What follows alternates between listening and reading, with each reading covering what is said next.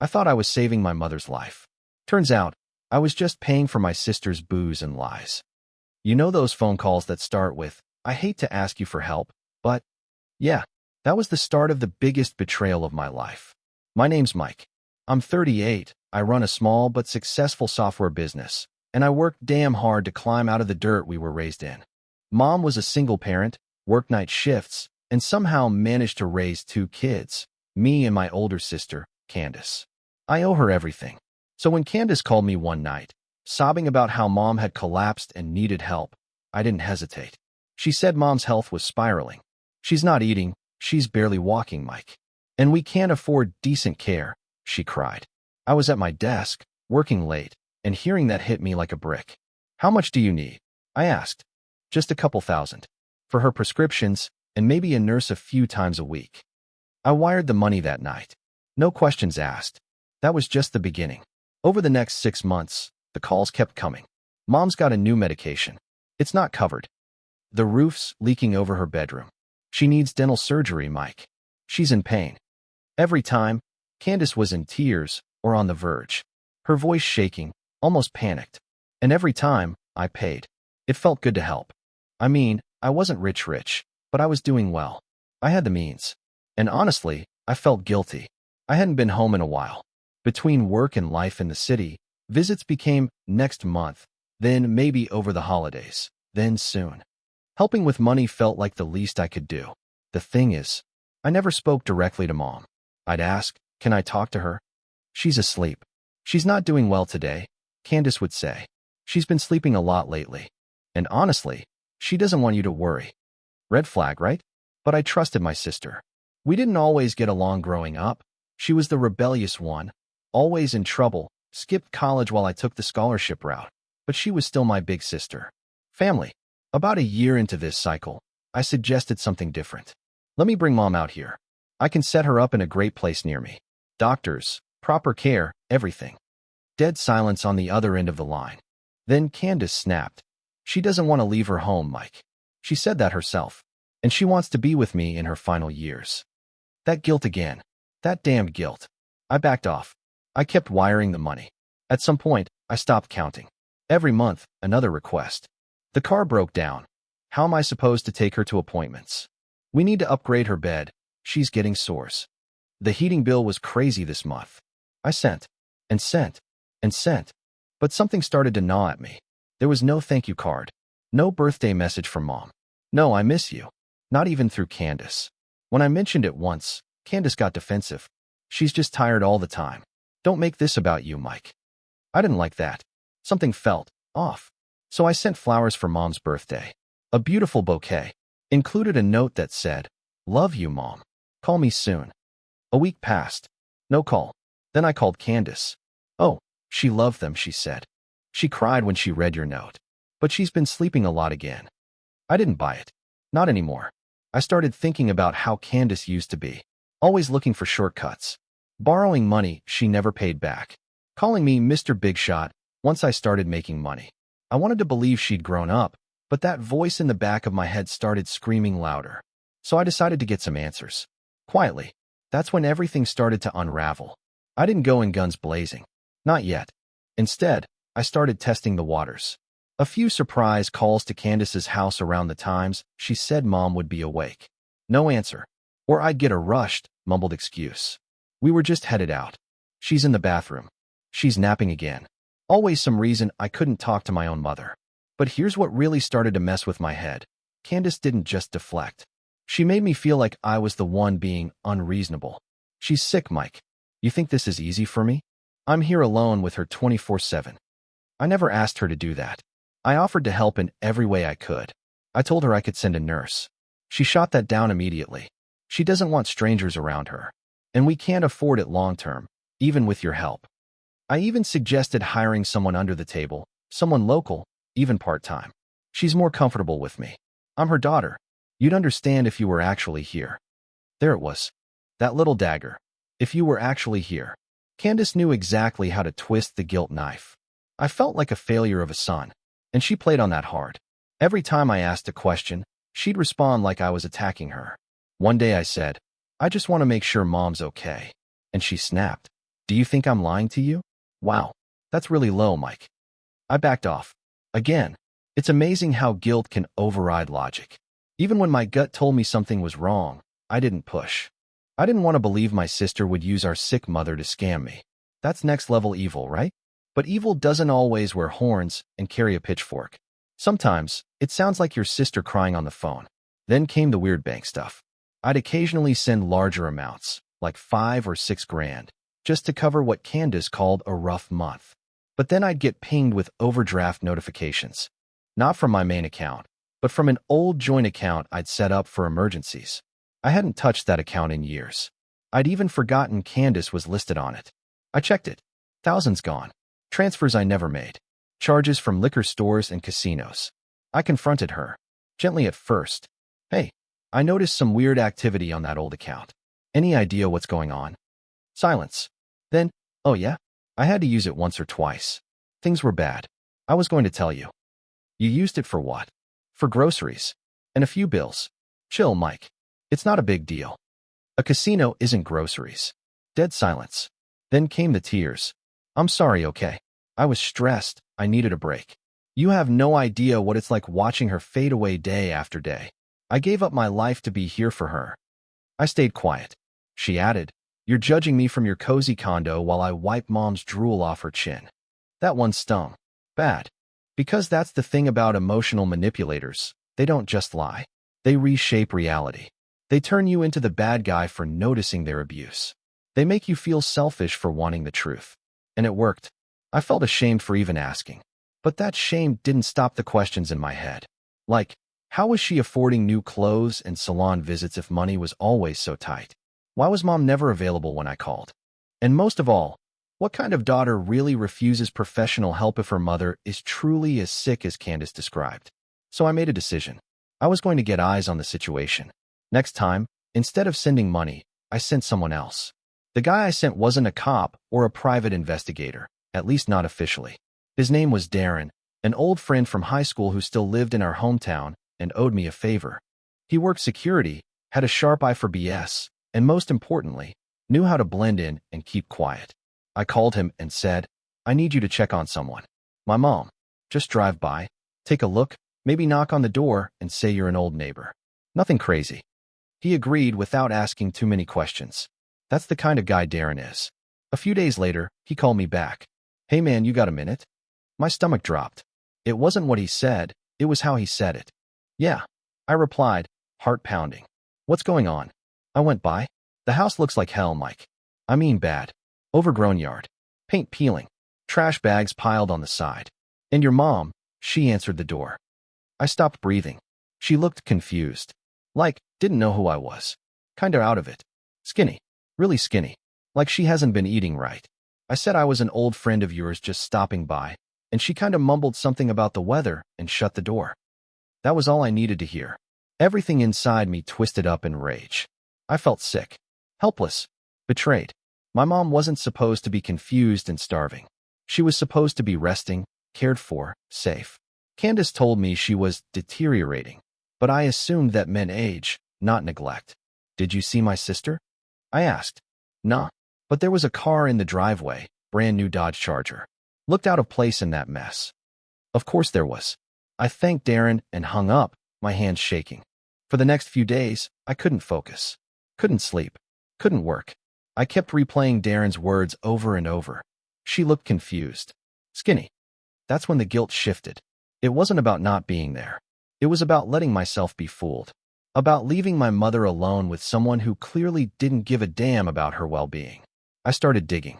Quietly. I pulled up my bank transfers, tallied everything I'd sent Candace over the past 2 years. It was over $48,000. 48. Freaking. Thousand. And for what? A house full of trash bags and a starving old woman? I started gathering documents. Bank records. Emails. Text messages from Candace where she asked for money and gave excuses. I saved everything. Then I called a lawyer. He specialized in elder abuse cases. Listened to everything. Then said the words I wasn't ready to hear. Your sister could be facing criminal charges. It felt surreal. I didn't want to press charges. I wanted justice. I wanted mom out of there. I wanted her safe. But I also knew Candace would never hand her over willingly. She needed Mom to keep the money coming. That's when the lawyer gave me another name, a woman named Linda, who worked in adult protective services. She's tough, he said, but she gets things done. I called Linda the next day, told her everything. She didn't sound surprised. This happens more than you think, she said, especially when the abuser is family. But if you're ready to do this, we can start the process. And just like that, the wheels started turning. Candace had no idea. She thought she still had me wrapped around her finger.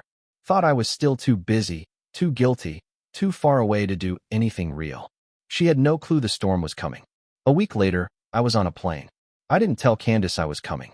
I didn't even pack much, just a small bag, my laptop, and a folder filled with every bank statement, message, and photo I had collected. I wasn't sure what would happen, but I knew one thing for damn sure. I was done playing her game. I pulled up to the house in a rental car late one afternoon.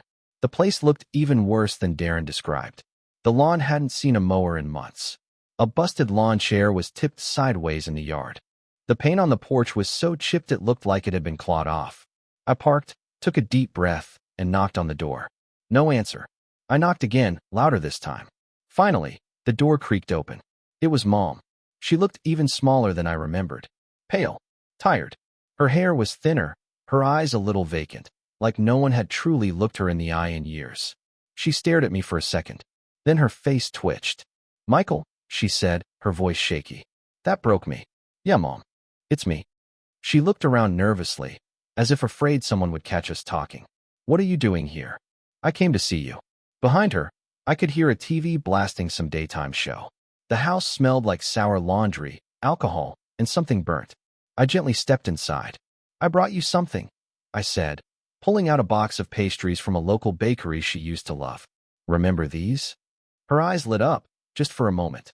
Then a voice came from the hallway. "What the hell is going on?" "Candace." She stomped into the living room in yoga pants, holding a half-empty glass of wine. At 2 p.m. Her face was flushed, her hair a mess, and her expression? Pure venom. "What are you doing here, Mike?" "Just visiting Mom," I said calmly. "Since you've been so busy dodging my calls." She scoffed. "You could have called first. And gotten another excuse about why she can't talk?" "Yeah, I figured I'd skip the performance this time." Mom was shrinking into herself. She looked scared. That told me everything I needed to know. Candace glared at me. "You think you can just show up here and, what, judge me?" "No, I think I can show up and see the truth." I opened the folder and laid it on the coffee table. Printed emails, bank transfers, photos, screenshots, evidence. She froze. "What the hell is this?" "This," I said, "is what I've been sending you for the last 2 years. And this," I pulled out another sheet, "is what you've been spending it on. And it's not elder care." Candace's voice went shrill. "This is *T. Mom was trembling now. I could see it. "Mom," I said gently, "do you want to stay here?" She hesitated. Candace cut in. "Of course she wants to stay here. This is her home. She told you that already." But I looked straight at Mom. "No pressure, Mom. Just be honest. Do you feel safe?" Silence. Then, so quiet I almost didn't hear it, Mom whispered, "No." That was it. Candace exploded. "She doesn't know what she's saying. She's been confused for months." I didn't even flinch. "I've already contacted APS. They'll be here soon." Her eyes went wide. "You're unbelievable," she spat. "You think you can just take her? Like she's your property?" "No," I said, stepping closer. "I think I can rescue her. Because what you're doing, it's criminal. And I have the proof." Her face turned red with rage, but I didn't care. The spell was broken. For the first time in years, I wasn't the one feeling guilty. I turned back to Mom and reached for her hand. "You're coming with me, okay? We'll get you checked out. And if you ever want to come back, that's up to you. But this?"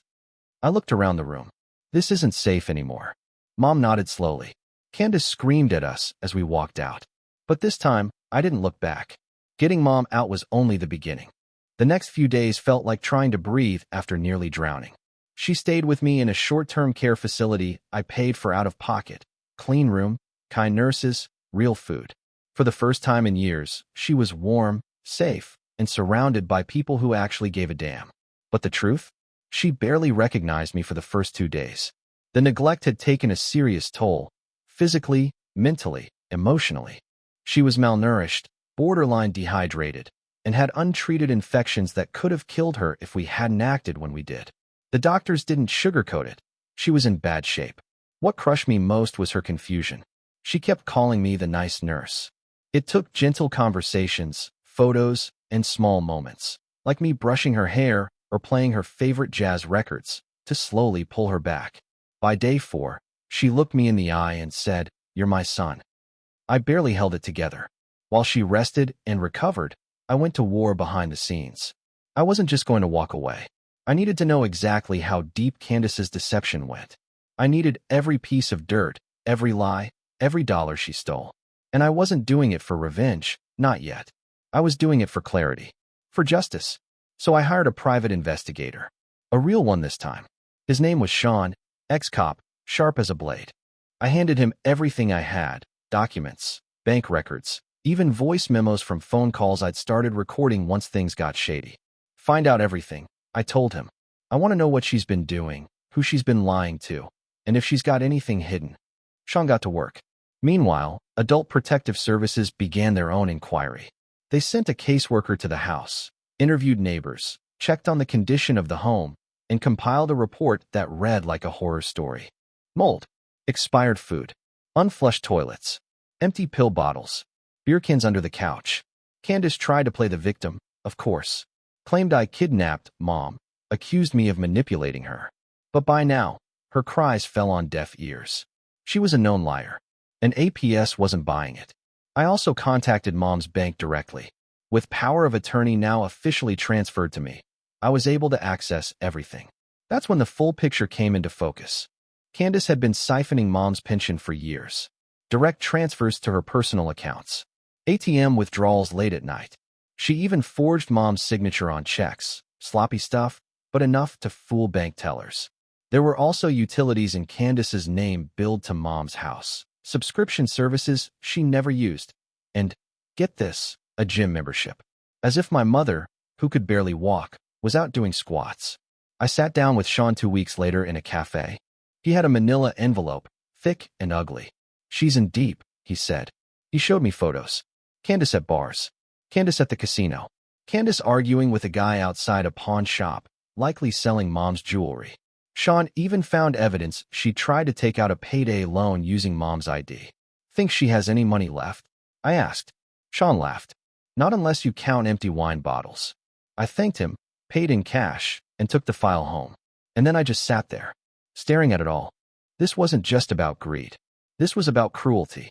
Candace had taken one of the kindest people I'd ever known, our mother, and used her like a human ATM. She didn't even have the decency to hide it well, because she never thought anyone would challenge her. But now, it was my turn to challenge everything. I picked up the phone and called my lawyer again. "It's time," I said. "Let's take her down properly." Taking down Candace wasn't going to be quick or clean. But by now, I wasn't interested in clean. I wanted her seen, not just by the law, but by every family member, every neighbor, every friend she'd fooled over the years. People needed to know exactly who she was and what she'd done to our mother. The lawyer filed for full guardianship of Mom under my name, citing abuse, neglect, and financial exploitation. The paperwork alone was thicker than a phone book. Meanwhile, APS began preparing a formal report to pass on to law enforcement. This wasn't just a civil case anymore. It was criminal. Candace still had no idea what was coming. She'd been relatively quiet since the day I removed Mom from the house.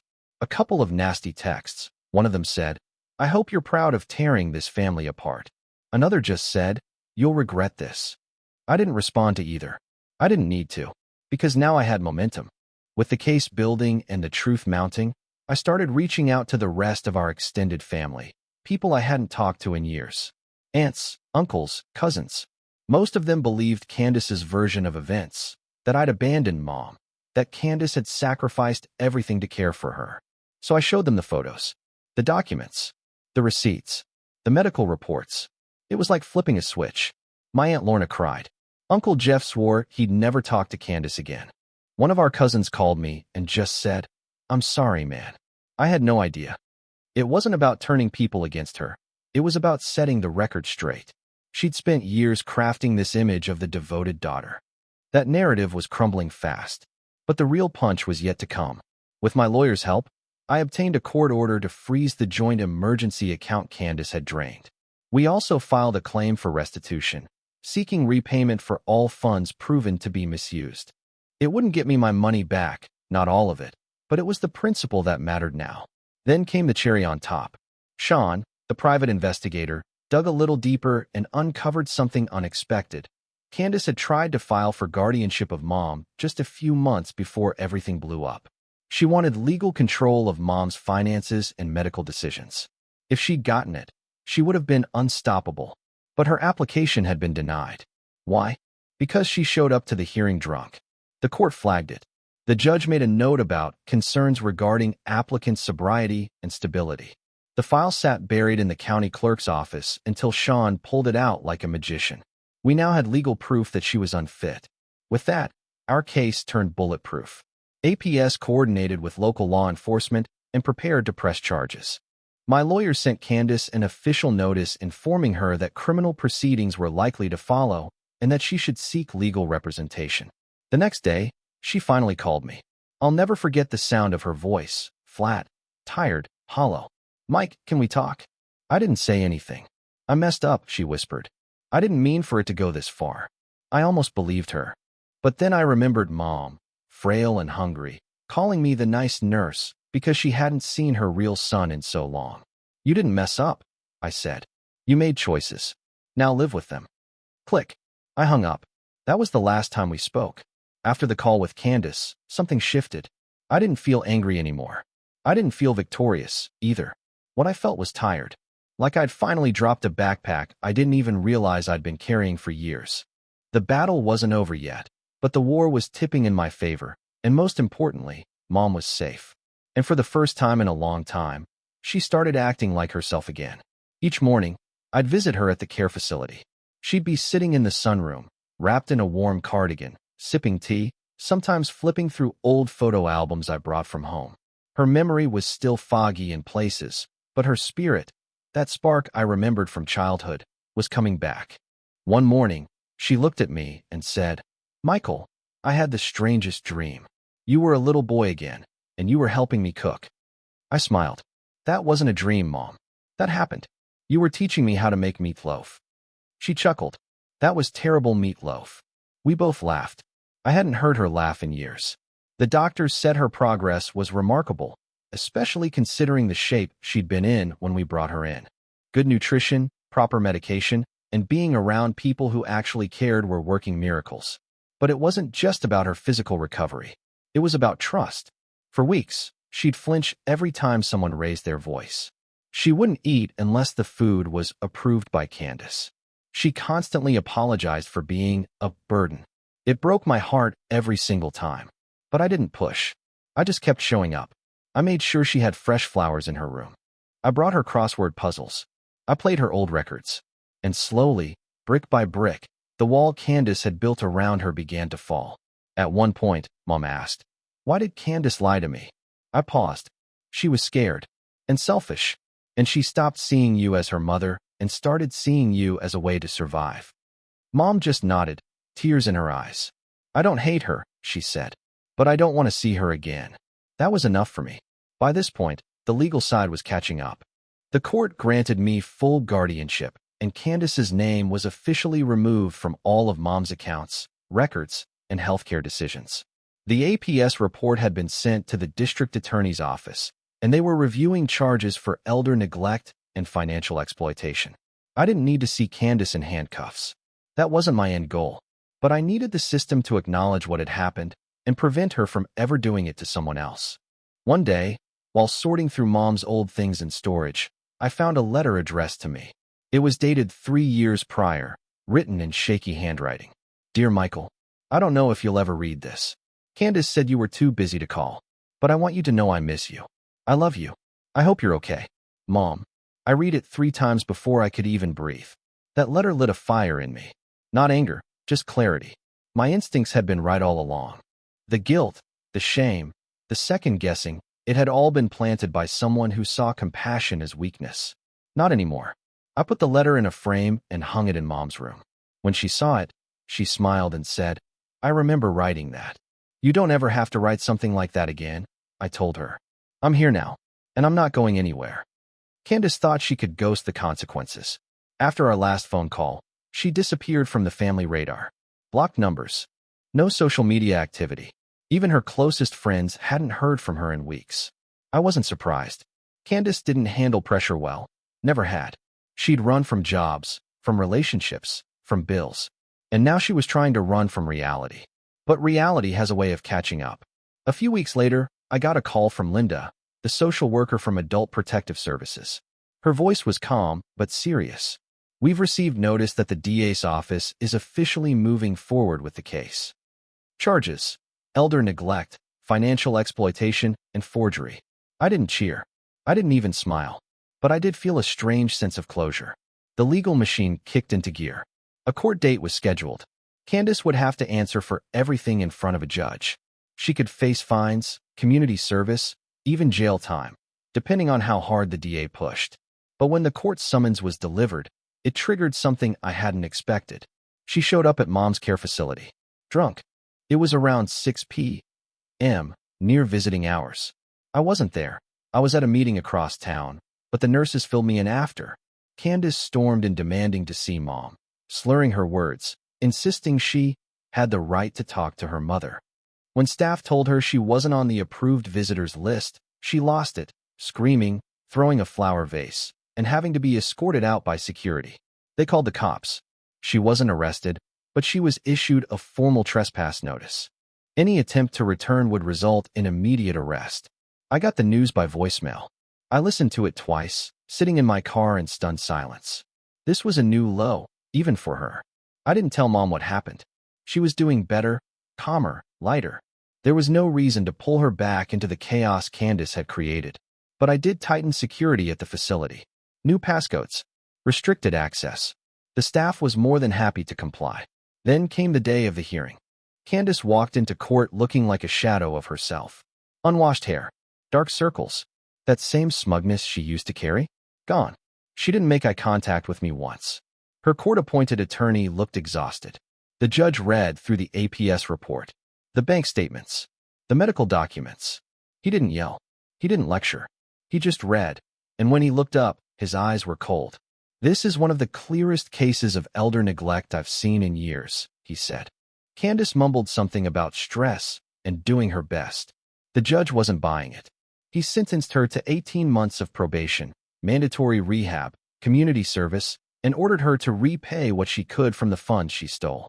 Not a huge prison sentence, but enough to mark her record and ensure she'd never have legal access to someone vulnerable again. After court, she approached me in the parking lot. "Mike," she said. I didn't answer. She looked broken, not just tired, defeated, but I didn't trust it. I'd seen her cry before and turn around the next week to lie again. I'd seen her fake guilt, fake apologies. So I just said, "I hope you take this seriously, for once in your life." And I walked away. She didn't follow. That was the end. I didn't expect her to show up to the funeral. After everything, after court, the trespassing, the screaming match at the facility, I figured Candace would disappear for good.